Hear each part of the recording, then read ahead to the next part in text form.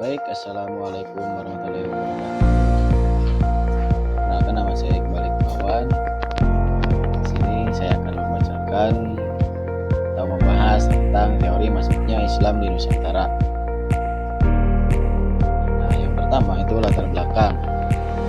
Teori masuknya atau kedatangan Islam di Nusantara, kawasan Asia Tenggara, adalah suatu teori yang membicarakan tentang kapan awal datangnya Islam di kawasan ini, siapa pembawa atau pendakwanya, lalu dari negeri mana dan bagaimana ajarannya, atau macam apa yang dikembangkannya. Nah, sampai saat ini terdapat beberapa teori mengenai kedatangan Islam di kawasan Asia Tenggara, yaitu yang pertama ada teori India, lalu yang kedua ada teori Arab atau teori Mekah, yang ketiga ada teori Arab atau teori Persia, dan yang keempat teori Cina atau Indochina. Nah, teori India yang pertama itu dibandingkan dengan teori lainnya, teori India ini memiliki pendukung yang cukup banyak. Nah, salah satunya itu ada Christian Snodgranger atau yang biasa kita kenal di Indonesia itu Snodgranger. Nah, dalam teori ini terjadi perbedaan pendapat antara satu sejarawan dengan sejarawan yang lainnya. Mereka tidak sependapat mengenai asal wilayah kedatangan Islam di Asia Tenggara. Misalnya Van Ronkel yang berpendapat bahwa Islam dibawa ke Asia Tenggara dari India Selatan.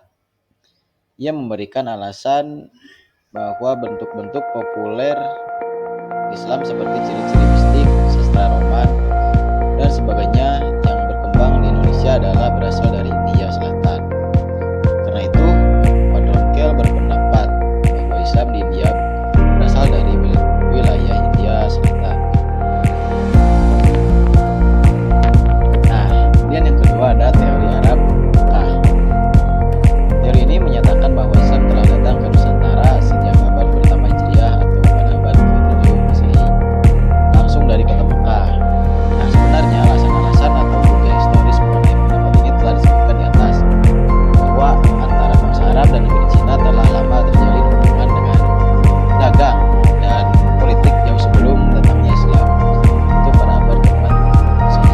Seperti dikatakan C. Vanner dalam Trade and Society, para pedagang Arab biasanya sebelum menuju ke negeri Cina terlebih dahulu singgah di beberapa pelabuhan di seluruh Nusantara atau Asia Tenggara untuk menunggu angin yang mengantarkan kapal-kapalnya sampai ke negeri Cina.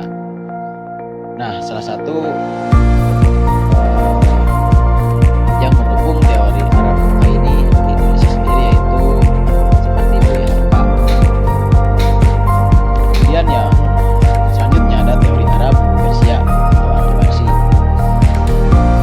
yang menyatakan bahwa Islam datang di Asia Tenggara berasal dari tanah Persia atau Iran sekarang yang bermacam Simah dalam abad ke-13 Masehi.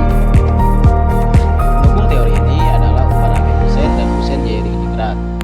Teori ini didasarkan pada bukti-bukti sejarah berupa dijumpainya nama-nama sultan di Nusantara yang menggunakan nama Syah atau Tasih dalam naskah-naskah Cina. Dalam naskah-naskah Cina disebutkan bahwa Taksih telah melakukan hubungan dagang dengan Cina dan membuat koloni di Canton sekitar tahun 650 Masehi. Nah, kemudian yang terakhir ada teori Cina atau Indochina. Keempat adalah teori Cina atau Indochina yang menyatakan bahwa Islam disebarkan ke kawasan Nusantara berasal dari Cina dan Indochina. Teori ini didukung oleh Syed Naqib Al-Atas, Eski Patimi, Slamet Mulyana, Al-Qurtubi, dan termasuk penulis sendiri yaitu Asep Ahmad Hidayat atau Abah yang mendukung teori ini. Nah, bukti-bukti mengenai kedatangan Islam berasal dari Cina dapat kita rujuk pada peristiwa pemberontakan di Canton pada tahun 877 Masehi yang telah mengorbankan kira-kira 120.000 orang sampai 200.000 orang para pedagang Islam, yang kebanyakan para pedagang Islam ini berasal dari Arab atau Persia.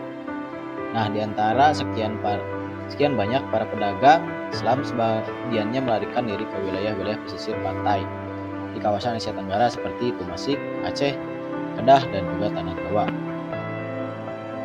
Nah, mungkin itu saja yang dapat saya sampaikan. Mohon maaf atas segala kekurangannya. Terima kasih. Wassalamualaikum warahmatullahi wabarakatuh.